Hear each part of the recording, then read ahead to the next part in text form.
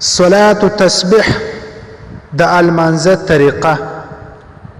حضرت عباس رضی الله تعالی عنہ فرمای چې وخت کې نبی علیه الصلاۃ والسلام زما خواته رالی، ارشاد و فرمای چې ای آقا تا سدی توپه نه دروشم چې ستا د ټوله د عمر د مغفرت او د ګناو د مغفرت ذریعہ جوړ سي.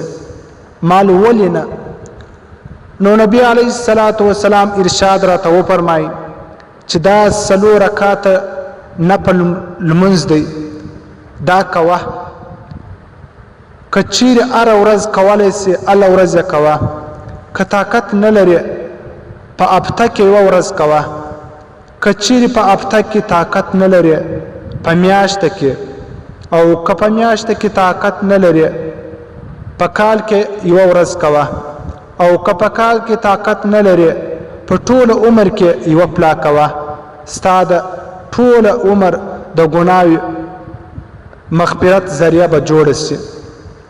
هغه ګناوي قسم د ریګ په شان زیات نه وي.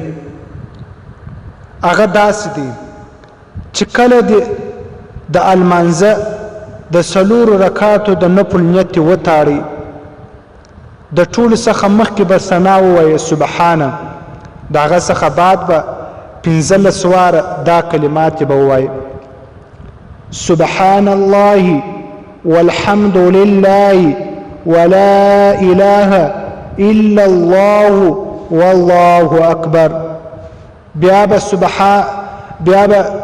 بسم الله او الحمدلله او قرات به ووایې.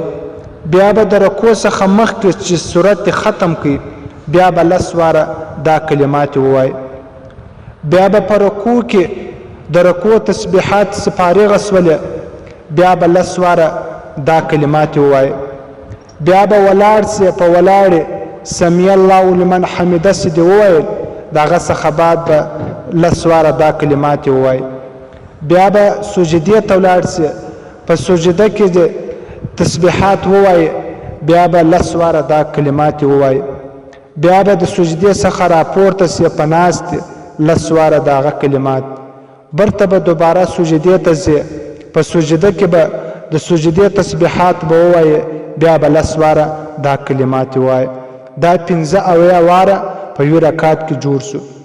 بیا به په دویم رکعت کې چې کله ودرېږي په ولاړې په شروع کې به 15 واره دا کلمات وایې. په دویم رکعت کې به بالکل د اول رکعت په شان به دغه تسبیحات وایې. 4 رکعات کېږي، په هر رکعت کې 15 واره دا کلمات ول کېږي، ټوټل 300 واره دا کلمات جوړیږي.